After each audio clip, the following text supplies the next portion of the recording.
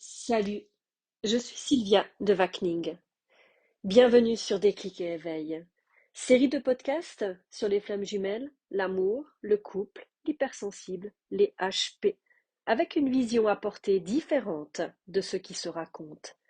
Thérapeute holistique depuis 2015, je t'accompagne pour te redécouvrir, pour redécouvrir aussi la vie qui te va rien qu'à toi, sans plus te cacher, ni te mentir, ni te trahir.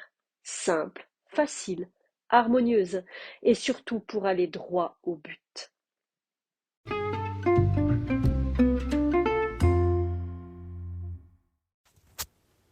Nouveau sujet du jour. L'hypersensible et sa dureté.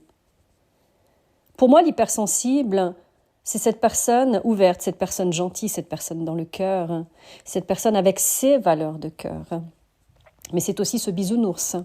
Et dans ce parcours de flamme jumelle, c'est le chaser. Je me suis longtemps demandé quelle était cette facilité de couper ses émotions en cas de blessure profonde ou dès que quelqu'un pouvait nous blesser. Je me disais forte, solide. Comment j'arrivais à gérer une relation qui finissait, passer à autre chose si facilement, être coupée de tout, de ce que j'avais pu ressentir pour la personne et faire comme si de rien n'était. Et oui, la réponse est là. Faire comme si de rien n'était arrivé. Se voiler la face. Tu te souviens de cette phrase quand tu étais touché ou blessé? Mais non, ce n'est pas grave. Mais non, ce n'est rien. En tant qu'hypersensible, on ressent absolument tout dans le cœur, profondément, tel un coup de poignard qui nous déchire littéralement. Une petite mort, oui, carrément. C'est comme un morceau de nous qu'on laisse là, avec cette personne, avec cette histoire, avec cette douleur. On la dissocie, on la met de côté, on l'oublie. Mais ça reste bien quelque part, toutes ces émotions, sensations. Où crois-tu que ça se cristallise? Ça durcit notre cœur. On fige notre corps, nos tissus, notre posture et on contrecarre encore plus nos pensées pour se persuader que tout va bien, qu'on est fort, qu'on ne va pas pleurer pour une personne comme ça, ou pour une relation, ou pour une situation comme ça. On passe de relation en relation, ou de situation en situation, en reproduisant toujours les mêmes schémas. On rencontre des personnes qui ne nous respectent pas, qui ne sont pas ouverts de cœur, ni tendres, ni câlins, nous abandonnent, nous rejettent, qu'on essaye de changer pour qu'ils nous aiment comme on aimerait être aimé. On attire ce que l'on a construit en nous, cette carapace, cette rigidité, cette froideur, cette dureté, ce système de défense mis en place pour ne pas laisser quelqu'un s'approcher trop profondément, qu'on rejette inconsciemment, car on ne veut plus ressentir cette douleur, cette déchirure, on ne veut plus avoir le cœur brisé. Alors oui, tu me diras, dès qu'on ressent ces papillons, qu'on flotte, qu'on se sent léger, qu'on rencontre quelqu'un, on ouvre cette porte, un temps qu'on referme aussitôt, qu'un élément ne convient pas ou n'est pas comme on voudrait qu'il soit. N'oublie pas qu'on a été éduqué pour faire les choses, en développant plus notre côté yang, notre côté masculin, notre côté de faire les choses, en délaissant ce côté yin, rêveur, connecté à tout, intuitif, léger, celui qui aime l'amour, qui le boit, qui le vit naturellement, le partage. Mais ce côté-là est soi-disant trop fragile, sensible pour ce monde, qu'on va se faire bouffer, disait-il, qu'on a développé un système de contrôle mental pour empêcher d'être ce que l'on est dans la nature d'origine.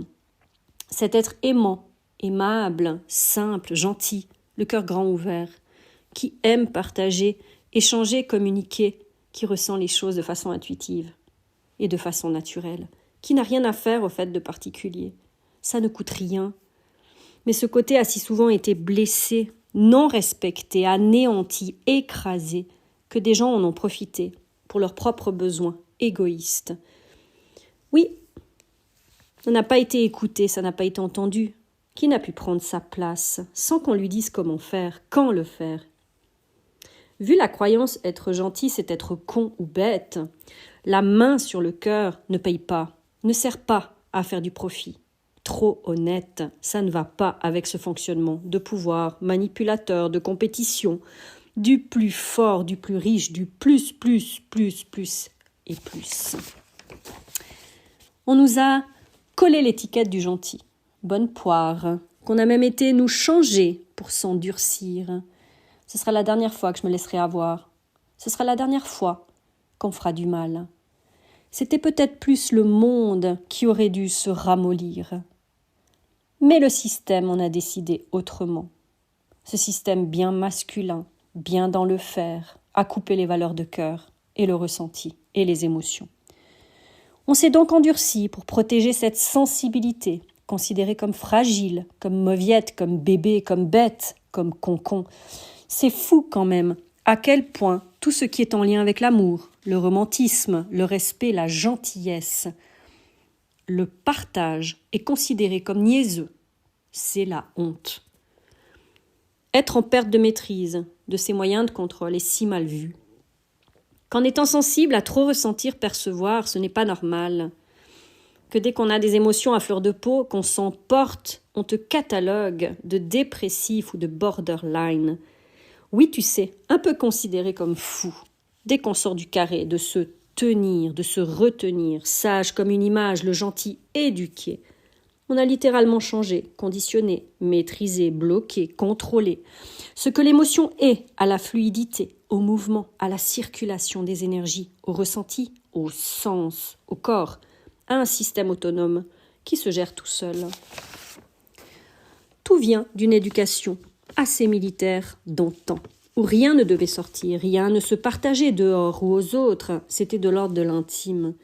L'intimité et sa profondeur étaient quelque chose de personnel.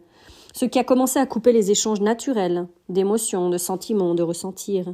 Ce qui rapproche, ce qui lie à travers le cœur, ce qui fait partie de la vie, du flux normal, du mouvement normal. Ce qui rend inconfortable, ce qui fait perdre la tête, ce qui rend justement bête. Oui, tu sais, cet air niaiseux, concon, quand on est au début d'une rencontre, comme un sentiment de replonger en enfance, à l'adolescence. Tu sais, cette manière d'être irréfléchie. L'amour naissant, c'est-à-dire cette mise à nu de ce côté sensible, fragile, celui qui ouvre nos cœurs et qui peut être si vulnérable. On dit souvent que pour l'hypersensible, les relations, dès que ça touche à l'affectif, c'est compliqué. Ça l'est, oui, mais pas parce qu'ils sont sensibles ou qu'ils ressentent tout. Ça l'est car ils ont pris l'habitude de contrôler absolument tout au lieu de laisser couler tout ce qu'ils perçoivent. Laisser vivre, laisser exister, c'est la résistance. Le contrôle qui change qui on est profondément, qui complique ce naturel. C'est la dureté, la fermeture qu'on s'impose, qui fait mal. C'est empêcher de laisser exister au grand jour cette part bisounours, cette humanité, cette fréquence de l'amour qui est d'origine. Combien avons-nous été en défense, en attaque, où nous le sommes encore parfois, de se sentir menacés, attaqués, d'avoir pris l'habitude de considérer le monde extérieur comme un danger, de se protéger de soi-même en réalité, car nous portons les injonctions, les conditionnements, les croyances qu'être gentil, ouvert, aimant, ça ne nous mènera à rien et qu'on va se faire bouffer. Nous n'avons pas à changer. Nous avons à reconnecter cette profondeur. En vibrant cela, nous attirons les personnes qui vibrent sur cette même fréquence. Et les relations peuvent être alors naturelles, dans la simplicité et facilité, dans le respect, l'écoute de soi et de l'autre. Changer un état naturel, c'est comme se garder en captivité. On développe un état nerveux, anxieux, de stress, de peur. On contrôle notre manière de penser, de parler, de faire, de peur d'être blessé, touché à sa vie. On se défend sans cesse, on lutte. On retient à distance, on s'épuise, on s'éteint, on change, on se ferme, on se replie. C'est ce qui se passe dans les interactions avec les autres. Éloigné du cœur, de l'amour, du partage, on perd la confiance en le monde, en les gens, en les autres. N'oublions pas que cet état d'être, ouvert, amour, sensible, c'est inné, né dedans, né avec. Pourquoi se changer? Merci pour l'écoute et à tout bientôt pour un nouveau podcast. Merci d'avoir écouté ce podcast. Si tu aimes mon travail, si tu aimes ce que je te raconte, si ça te provoque des sensations, des émotions et même des déclics, et que ça te permette d'ouvrir des portes de conscience dans ta vie, mets un pouce, abonne-toi, partage pour que le plus de monde puisse aussi, à son tour, percevoir et ressentir la même chose que toi.